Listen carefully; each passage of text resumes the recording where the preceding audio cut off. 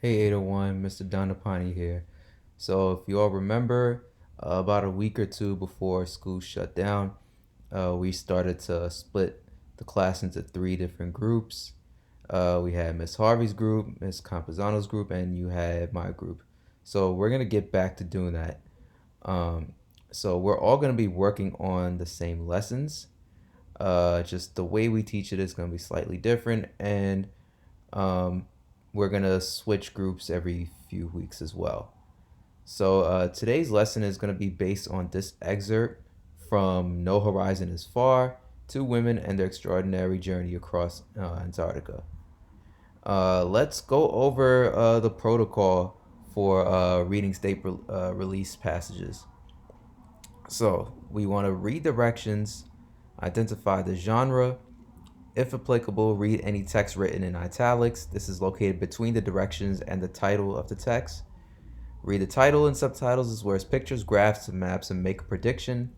And then we read the text and underline important information as well as annotate every 2 to 5 paragraphs. All right, so the directions are to read this article, then answer questions 43 and 44. So there are only 2 questions for this passage. The title of it is Excerpt from No Horizon is So Far. Two women and their extraordinary journey across Antarctica. Um, Now, I don't see any pictures, graphs, maps, images, or anything.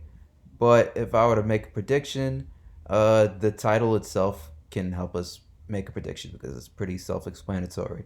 I would predict that this excerpt details a journey of two women trekking across Antarctica. The genre is clearly nonfiction. Um, and so we have read the directions, we identified the genre. Uh, there were no pictures, graphs, or any text written in italics, and we made a prediction. So now we are going to read the text and annotate. So I'm going to start from here, and I already have my gist statements written. I'm going to go over them after I read the paragraphs. Anne woke me at 7:30 on our first morning on the ice. I hadn't slept well. I was still jittery and apprehensive from the wait, just feeling nervous, like a runner poised in the starting blocks too long. So just like a runner who's about to start a race, but they're just standing there too long, you get anxious, you get jittery. That's how the narrator was feeling. My muscles tingled with pent up nervous energy. It would be several days into our trek up the Sigyn Glacier before I slept well, and fired up the stove to melt ice for the coffee and cocoa mixture that was to become our staple pick me up in the morning. It took 4 hours each day, 2 hours in the morning and 2 hours in the evening, to melt enough ice for one day for the two of us. We would keep the water in insulated thermoses to prevent it from freezing again. We used that water to make all our hot drinks as well as prepare our food, 80% of which consisted of dehydrated meals. So, in this paragraph, what's basically being described is how the two girls prepare their food and drinks in such a freezing cold climate. My least favorite of the dried food was the dreaded oatmeal. Neither Anne nor I was particularly fond of oatmeal, especially when it was laced with cooking oil to add extra fat. It tasted like oat flavored glue and left an oily residue in my mouth, but it was the most efficient way to make a dent in the high calorie diet we had to consume each day to stay healthy. Each of us burned between 4,200 and 5,000 calories, more than twice the average amount. And if we didn't raise our food intake accordingly, our bodies would start to consume themselves, feeding on muscle to avoid starvation. So, from having to walk so much, all that trekking, uh, they had to eat a lot more after burning all those calories. Still, we would spend a few days hauling our sleds on the ice before we were hungry enough to stomach our full morning ration. Our tent was a red tunnel of fabric with two small foyers, one at the tent opening and the other at the rear. It was about 3.5 feet tall, so one could sit up inside but walk only hunched far over. because it was very short. As you can see, it's only 3.5 feet tall. We designated the rear foyer as our kitchen. This way, whoever was on cooking duty could have space to move about. While Anne sorted through our color coded food bags for oatmeal packets, I slipped out of my sleeping bag and out of the tent. The view was just breathtaking, like nothing I had seen during my first trip to the continent. Queen Maud Land is rockier than my previous starting point had been. Everywhere I looked, I could see jagged black rocks and glinting white ice and snow. Hidden by that beauty was much danger as well.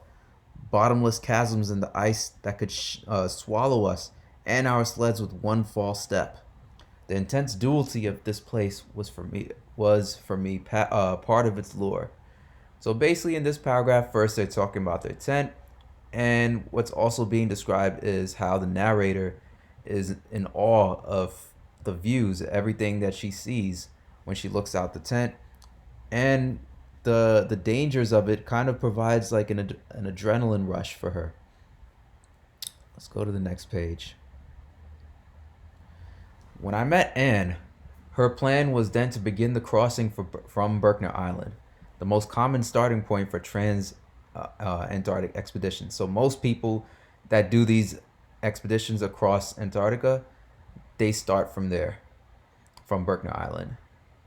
Berkner is at the narrowest span of the continent, where it seems as if the land had been clinched in by a belt, making for the shortest route across. But I had just read in The Teeth of the Wind, a book about two Belgians who had skied and sailed a trek that began in Queen Maud Land. I was fascinated by this route, partly because it was relatively unexplored, and partly because of the challenge it presented as the farthest region from our destination point. Starting there would make our route one of the longest ever attempted, and because Anne and I represented the United States and Norway, I thought it would be fun to start from the Norwegian sector of Antarctica, go through the Amundsen Scott Base at the South Pole, which is an American research station, to the final point of McMurdo, another American scientific station.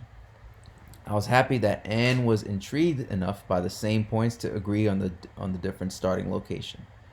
So basically, what's being described in this paragraph is that Liv and Anne, they describe the route that they plan on taking and why they were interested in going that way. I looked south towards Sigyn Glacier. I wish we had time to detour and touch the mountains on either side of the glacier. It was more than tempting, but we were already behind schedule, so we would merely pass between them. By Antarctic standards, the weather was balmy. By balmy, we mean pleasantly warm, 10 degrees Fahrenheit. Now, obviously, for us, that is not pleasantly warm. But after being in Antarctica and experiencing much colder weather, 10 degrees Fahrenheit is actually not cold by their standards. I was comfortable standing outside in my long woolen underwear. I couldn't believe we were finally here. The waiting weeks in Cape Town had been frustrating for Einar as for me. I could hear the relief in his voice in the last phone call from Cape Town. He loves skiing as much as I do, and I hoped for his sake that the winter would come early in Norway. I knew that on the trek ahead, when I would be putting all my weight and strength into pulling my sled through the sticky snow, I would catch myself wishing I were at home gliding behind Einar through the forest with light cross-country equipment and in perfect ski tracks. So basically, in this part of the text, what is being described here is how they finally reach Cape Town. Hello! I was pulled from my reverie by Stani, the Slovakian, whose food had spoiled while he waited for transport in Punta Arenas and had shared the plane with us. He was attempting to travel across the continent by himself and had camped about 60 feet from us the first night. He was a small, skinny man, and though he spoke little English, Anne and I had exchanged friendly gestures and smiles with him. He was very sweet, and we were intrigued by his equipment, which was so different from ours. He had constructed a strange contraption to get him across the ice. A sort of tractor seat on shocks that was lashed to skis and harnessed to a sail. His idea was to sit down while the wind pulled him along. Anne and I were a little skeptical or doubtful. That sitting position would give him no ability to shift his weight, steer properly, or react quickly if he fell into a crevice, which is a deep open crack, especially when in a glacier. Let's see what that looks like. Right here, he could easily fall into one of those. The idea would have worked on a flat, frozen sea, but for this rough terrain, it was very optimistic, like trying to ski across Antarctica in a lazy boy recliner. But what he lacked in experience, he more than made up for in enthusiasm and childlike wonder. Watching him stand outside his tent and wave both arms above his head, I had to smile. So that is the entire text. Now, for this one, as I said before, it's just 2 questions. Now, I want you all to read the protocol for answering short response questions. Oh, I'm sorry. This is for short response. Multiple choice. I'm just going to tell you, right? First off, whenever you see a question, it says lines something through something, you want to go to those lines. So that was 10 through 18 and make a little box around that section. Something like this. Right? And that was question number, put a number 43. Right? And same thing for 44. A central idea of lines 19 through 29. Right? Now, these are actually short response questions. I'm sorry. But either way, whatever type of question that you see, if you see it where it says lines 10 through 18, lines whatever through whatever, you want to do what I just did. So you would do the same thing for lines 19 through 29. So let's actually go back to that and review the protocol for answering short response questions.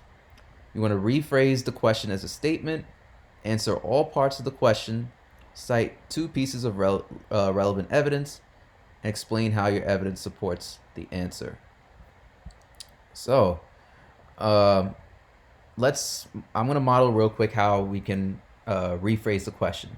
What is Liv Arneson's attitude toward eating oatmeal in lines 10 through 18? We could simply rephrase that and make it into a statement by saying, Liv Arneson's attitude toward eating oatmeal is, and then you would answer that question.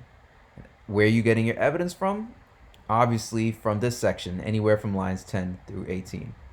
How many pieces of evidence are you getting? 2. After you cite your evidence in the text, it states, or the author states, or the narrator states. After you do that, for 2 quotes, you explain your evidence. You will say, this shows that, right?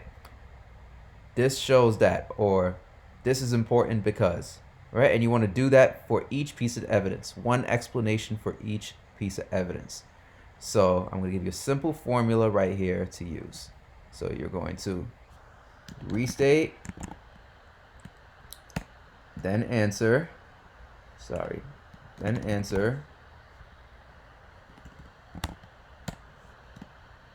detail number 1, explanation for detail number 1, detail 2,